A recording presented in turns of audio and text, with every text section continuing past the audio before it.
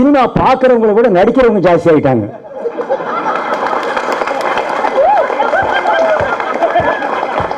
நடிக்கிறவங்க ஜாஸ்தியான படங்கள் ஜாஸ்தியாக வர ஆரம்பிச்சிருச்சு. படங்கள் ஜாஸ்தியாக வரணும்னு தியேட்டர் கிடைக்க மாட்டேங்குது. தியேட்டர் கிடைச்சாலும் ஒரு ஷோ ஒரு படம் 26 தியேட்டர்ல ஒவ்வொரு ஷோ போடுது. சரி, ஒரு ரசிகர் ஒரு முக்கியமான படத்தை பார்க்கலான்னு போய் காலையில் 10 மணிக்கு டிக்கெட் இருக்குங்களா, சார் இது நைட் ஷோ தான், இங்கே வராதிங்க அப்படின்ட்டான்.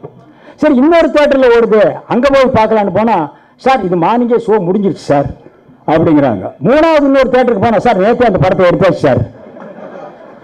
இப்படி எல்லாம் இருக்குது. அதுக்கு நம்ம என்ன அப்படின்னா, கொஞ்சம் இதுக்கெல்லாம் ஒரு கட்டுப்பாடு, ஒரு அளவு அது வச்சா நல்லா இருக்கும். நல்லா இருந்தால் தான் சினிமா ஆரோக்கியமாக இருக்கும். அப்படி சினிமா ஆரோக்கியமாக இருந்தால்தான் ஒரு அளவான படங்கள், அளவான தியேட்டர்கள் போட்டு பார்த்தால்தான் அந்த பட தயாரிப்பாளர்களுக்கும் நன்மை, அந்த படத்தை டைரக்ட் பண்ணுற டைரக்டர்களுக்கும் நல்லது, அதில் நடிக்கிற நடிகர்களுக்கு ஆரோக்கியம், அதை விநியோகம் பண்ணும் தியேட்டருக்காரர்களுக்கும் ஆரோக்கியம், அதை பார்க்க வரும் ரசிகர்களுக்கும் ஆரோக்கியம். அப்புறம் சமீபத்தில் ஒரு படம் வந்தது. நம்ம நண்பர் ஒருத்தர் அந்த படம் பார்த்தியாப்பான்னு கேட்டேன். இல்லை பார்க்கலன்னாரு. எப்போ பார்த்துட்டு நாளைக்கு சொல்லேன்ப்பான்னேன். சரி போய் நாளைக்கு சொல்கிறேன்னாரு. போனவர் பேசவே இல்லை. அப்புறம் நான் ஃபோன் பண்ணி கேட்டேன், என்னப்பா போனேயாப்பான்னு. இல்லைங்க நான் போகலிங்கண்ணே. அட ஏன்டா போகலைண்ணே, டிக்கெட் கிடைக்கலங்கண்ணே. அப்புறம் என்ன படம் நல்லா தானே போகுதுண்ணே. அட நீங்கள் வரீங்கண்ணே, ஊருக்கு போகிறதுக்கு ரயிலுக்கு டிக்கெட் கேட்டால் அது கிடைக்கலன்னு. அப்புறம் நீ படத்துக்கே போகலையாண்ணே. போனேன், படம் இருந்தால் தானே பார்க்குறது, தேட்டரில் நேற்று எடுத்துட்டாங்களா அவர். இப்படி எல்லாம் வருது. இதுக்கு எல்லாமே ஒரு அளவு, தயாரிப்பாளர் சங்கம், டைரக்டர்ஸ் யூனியன் எல்லாருமே சேர்ந்து ஒரு அளவு பண்ணால் அது நல்லாயிருக்கும். அப்போ தான் சினிமாவுக்கு ஆரோக்கியமாக இருக்கும். இப்போ இந்த எனக்கு வேறெங்கும் கிளைகள் கிடையாது ப்ரொடியூசர் சண்முகம் அவர்கள், டைரக்டர் கணபதி பாலமுருகன் அவர்கள், இவங்க என்கிட்ட கதை சொன்னார். பாலமுருகன், இது ஒரு புதுசாக இருக்கும், ஒரு கேரவனுக்குள்ளேயே நடக்கிற கதை. கேரவனுக்குள்ளேயே எப்படிப்பா 2.5 மணி நேரம் நடத்த முடியும்?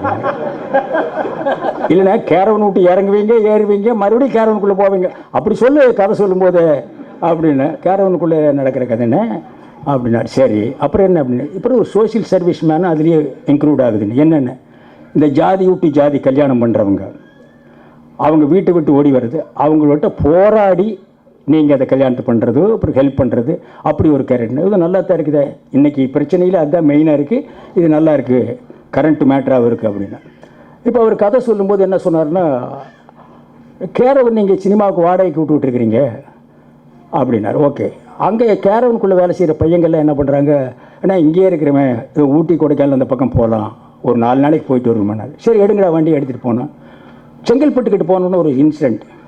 அந்த இன்சிடெண்ட்டுக்கு அப்புறம் நம்ம டூர் போகிறத மறந்துட்டு வண்டியை மதுரைக்கு திருப்பிடான்னு. இங்கிருந்து செங்கல்பட்டுலேருந்து மதுரை போகிற வரைக்கும் தான் கதை. ஏன்னா அதுக்குள்ளே கேரவனுக்குள்ளே என்னென்ன நடக்குது, என்னென்ன பண்ணுறோம், பாட்டு பாடுறோம், ஆடுறோம், ஓடுறோம், சக்கிலிங் இருக்குது, இவ்வளவும் அது மாதிரி. மதுரையில் போய் கிளைமேக்ஸ் ஆரம்பம். கிளைமேக்ஸ் முடிஞ்சு வெளியே வரும்போது ஒரு சின்ன ஆப்ரேஷன். அதுதான் எனக்கு வேற எங்கும் கிளைகள் கிடையாது. இந்த படத்தில் எல்லா அம்சமும் இருக்குது. இந்த மதுரைக்கு போகிறதுக்குள்ள அதில் என்ன இருக்குன்னா, ஃபுல் காமெடி படம். அந்த காமெடி படத்தில் காதல் இருக்குது, சென்டிமெண்ட் இருக்குது, எமோஷன் இருக்குது, பொலிட்டிக்கல் சட்டையர் இருக்குது, கொஞ்சம் த்ரில்லிங்கே இருக்குது. அதனால் இந்த படம் எல்லாருமே பார்க்க வேண்டிய படம், எல்லாரும் பார்க்கக்கூடிய படம். பெரியவங்க சின்னவங்கன்னு இல்லை, எல்லாம் சின்ன வயசுலேருந்து பெரியவங்க வரைக்கும் அத்தனை அம்சமும் இருக்குது. இந்த படம் பார்த்துட்டு எனக்கு வேறெங்கும் கிளைகள் கிடையாது படத்தை பார்த்துட்டு ரசிகர்கள் வெளியே வரும்போது அவங்களுக்கு எப்படி இருக்கும் மனசு அப்படின்னா, ஒரு பீஸா சாப்பிட்டு, அதுக்கு மேலே ஒரு சிக்கன் பர்கர் சாப்பிட்டு, அதுக்கு மேலே ஒரு கோக் அடிச்சுட்டு, அதுக்கு மேலே ஒரு 120 பீட்டா போட்டால் என்ன எஃபெக்ட் இருக்குமோ அந்த எஃபெக்ட் இருக்கும். அதாவது ஒரே கல்லில் 2 மாங்காயின்னு சொல்லுவாங்க, அது ரொம்ப பழசு. ஒரே கல்லில் மேலே பறக்கிற 2 காக்காய் அது சின்னது. இந்த எய்ம் என்னன்னா, ஒரே கல்லில் மேலே பறக்கிற 2 ஃப்ளைட் அடிச்சு கீழே சாக்கிறது. அதுதான் எனக்கு வேறெங்கும் கிளைகள் கிடையாது. கண்டிப்பாக படத்தை பாருங்க, மறந்துடாங்க. இதில் எல்லா அம்சமும் இருக்கு. எனக்கு வேறெங்கும் கிளைகள் கிடையாது. வணக்கம். என்ன நீங்க வரி கட்டி நீ எங்க கட்டி இருக்கிற? நீ எடுத்துக்கிட்டு இந்த கிட்டத்தட்ட 20 வருஷத்துல நீ எவ்வளவு அரசாங்கத்துக்கு வரி கட்டிக்கிற நான் கேட்கறேன்.